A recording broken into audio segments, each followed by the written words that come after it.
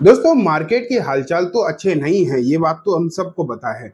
And इस condition में अगर कुछ भी खरीदने को जाओ तो डर यही लगता है कि कहीं ऐसा ना हो कि यहाँ से जो है मार्केट और ज्यादा गिरने लग जाए। और अगर मार्केट 1-2% गिरता, मतलब निफ्टी अगर 2-4% गिरता भी है तो स्टॉक तो 10-10% गिर जाते हैं। ये हालचाल है। अभी आपने रिसेंटली इंडसइंड बैंक को देखा ही, कुछ भी नहीं पता चलता बैंकिंग में क्या चल रहा है क्या नहीं चल रहा है। और इंडसइंड बैंक जिसके पास रहा होगा उसके तो हाल खराब हो गए होंगे। एक दिन में 27-28% गिरा। आज तब भी थोड़ा सा बढ़ा था, लेकिन एक कल मतलब जिस तरीके से गिरा था भाई क्या ही बोलूं। किसी ने अगर इसमें लाखों करोड़ों लगाए होंगे तो इसका होगा क्या। तो ये हाल चाल है। लेकिन ना आ, ये चाहे जो भी चीजें हों, वो तो खैर समय समय पर ऐसे ही कंपनी जैसे स्टॉक आपके सामने आते रहते हैं।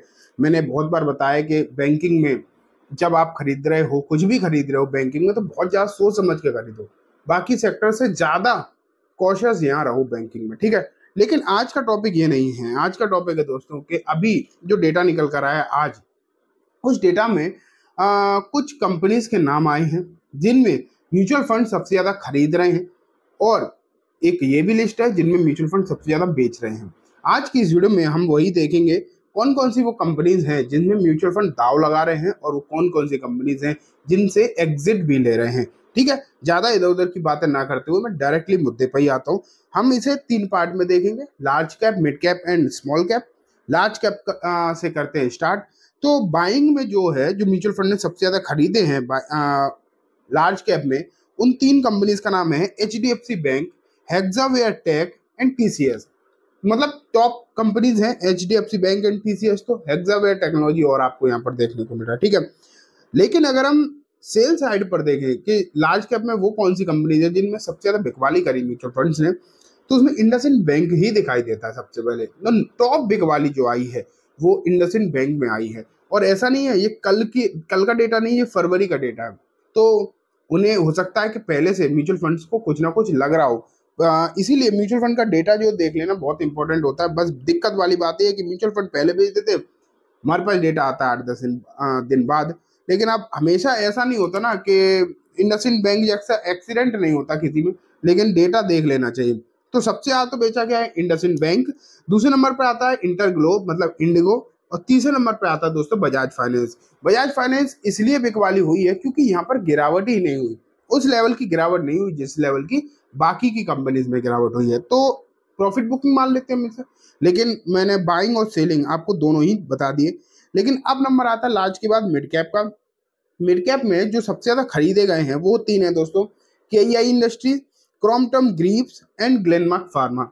ये जो मतलब 3 कंपनीज हैं जिनमें सबसे ज्यादा पैसा डाला है म्यूचुअल फंड्स ने मिड कैप कैटेगरी में, वो ये रही।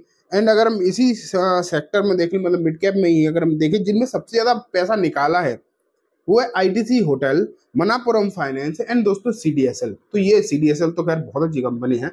हालांकि कंपनी तो सभी अच्छी हैं जितनी हम डिस्कस कर रहे हैं, खराब ही कहाँ है। लेकिन म्यूचुअल फंड खरीद रहे होंगे तब उन्होंने अच्छा ही समझ के खरीदा होगा। अब निकाल रहे हैं तो उनका व्यू पॉइंट है जो भी है। मैं यहाँ पर कोई अपना व्यू पॉइंट रखने के लिए नहीं आया हूँ। मैं सिर्फ और सिर्फ आपको एक लिस्ट ही बता रहा हूँ जो कि लार्ज कैप में क्या खरीदा क्या बेचा, मिड कैप में क्या खरीदा क्या बेचा, बता दिया मैंने।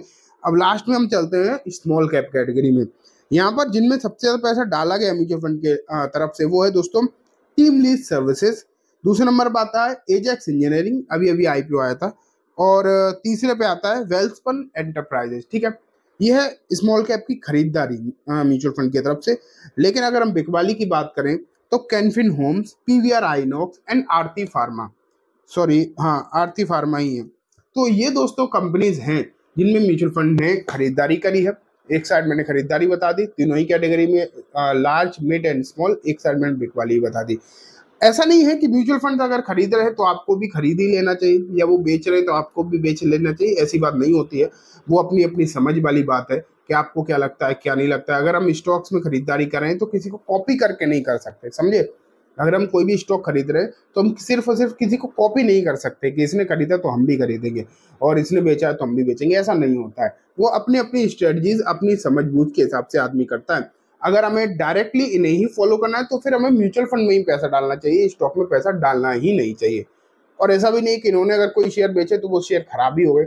इंडसइंड बैंक एक एक्सेप्शनल आइटम हो गया है, अदरवाइज तो ऐसी कोई दिक्कत किसी में नहीं है, क्योंकि अगर मार्केट गिर रहा है तो वो शेयर भी गिर रहा है।